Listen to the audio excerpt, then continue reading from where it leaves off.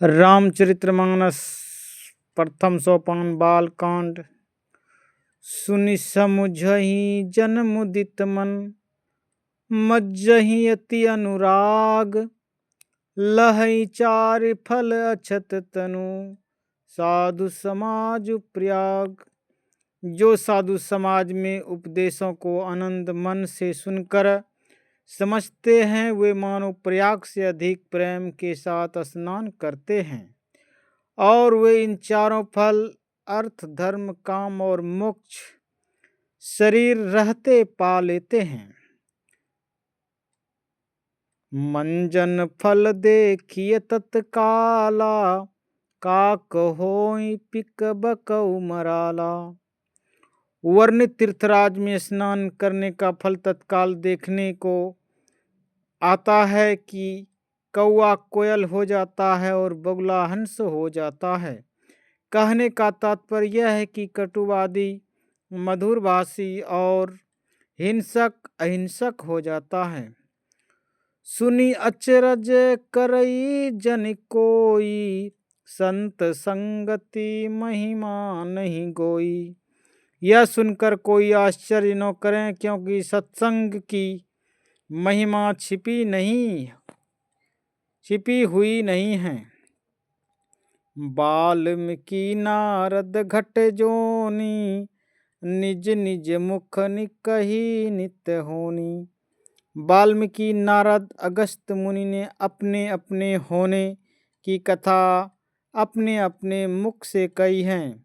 अर्थात वाल्मीकि डाकू और हत्यारे थे, नारद दासी पुत्र थे और अगस्त्य की उत्पत्ति नीच स्थान से हुई थी, पर सत्संग के प्रभाव से तीनों ऋषि हो गए।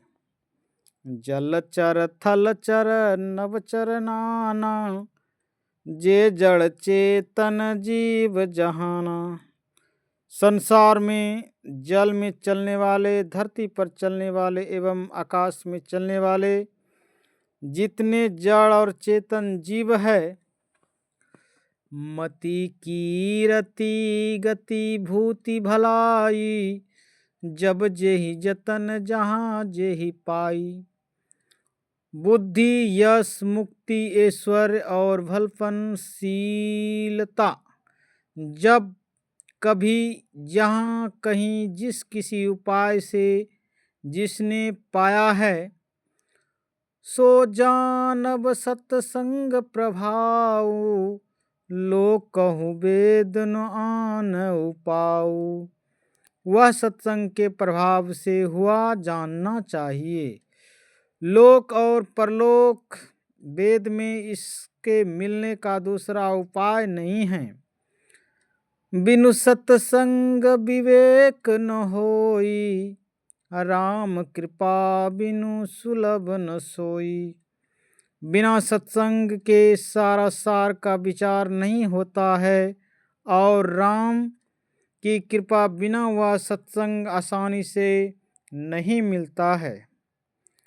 सत्संगति मुद मंगल मूला, सोई फल सिद्धि सब साधन फूला। सत्संगति आनंद और कल्याण रूपी वृक्ष की जड़ है।